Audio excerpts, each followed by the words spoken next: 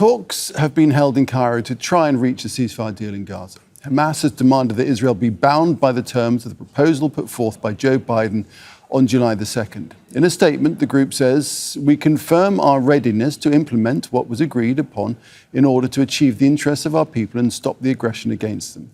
We stressed in Cairo the necessity that any agreement include a permanent ceasefire and a complete withdrawal from the Gaza Strip, and must include the freedom for residents to return to their homes for relief and reconstruction and a captive prisoner exchange." Let's take this on with Rami Khouri, who's a distinguished fellow at the American University of Beirut, joins us now from Long Island in New York. Rami, a great deal to discuss here. First up, these talks, the ceasefire talks. Where now for them, given that neither Hamas nor Israel have agreed to any compromises presented by mediators? What next?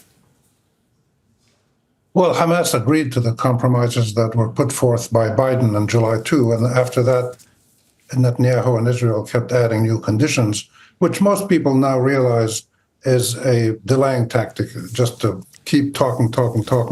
And the Arab world has gone through a really critical phase in the last couple of years, which is to recognize that constantly going into meetings to discuss new ideas and new compromises and new ceasefires and things that is getting the Arab world nowhere. And the epitome of this was the Oslo Accords of 1993, where the Palestinians made all kinds of sacrifices and concessions and got nothing in return. So Hamas represents an aspect of this, and Hezbollah represents an aspect of this, which is to stop playing games created by American mediators, who are at the same time the funders and the military providers and diplomatic protectors of Israel, which is carrying out the genocide. So you can't be a credible negotiator or mediator while you're also one party to the genocide. So the Hamas is taking this stand now. They agreed to the July 2 proposals, and this is something that they're hoping the Israelis will also come back to and say, all right, let's start with this and see what happens later. Of course, the ominous backdrop to this, Rami, is the escalation in aggression on the Lebanese-Israeli border. Well, this has been going on for years, and it escalated, obviously, since October last year.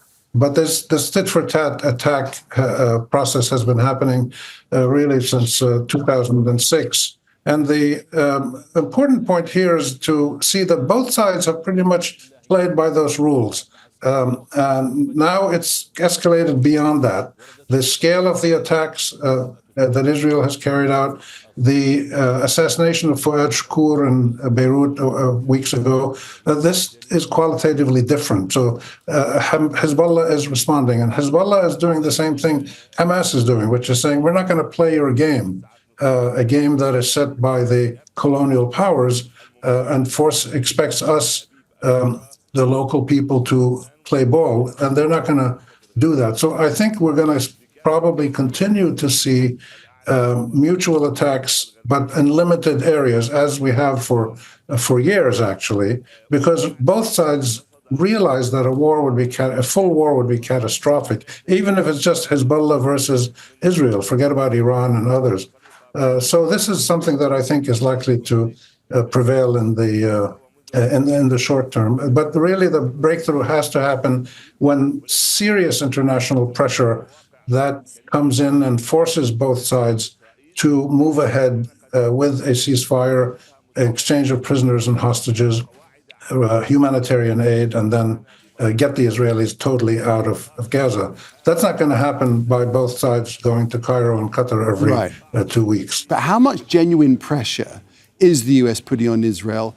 Because the fact is, it is in the administration's interest to get a ceasefire if the Democrats want to win the next election.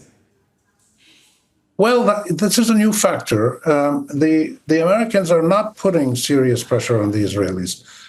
They've talked in a new language about we've got to stop the high level of civilian suffering and things like that. but they're not putting any serious pressure. They're continuing to give Israel the money and the guns and the diplomatic protection that it needs. And this is one of the problems. The United States cannot be a credible mediator while it is also the primary funder and military provider and diplomatic shelter of the party that's conducting the genocide, which is Israel. This is totally bizarre, and no other place in the world would accept this, and they think that the Arabs will accept it because they've gotten used to the Arabs being docile, helpless, vulnerable, and willing to do anything that stops the shooting. And Hezbollah and Hamas reflect a new mentality among many people in the region that is different. It won't play it by this rule. The fascinating thing is the link to the American election. And you have in the United States also a new generation of Arab American, Muslim American, Black American, Hispanic American, other leaders who have spent the last 30, 40 years working in local electoral politics and getting into city councils and state assemblies.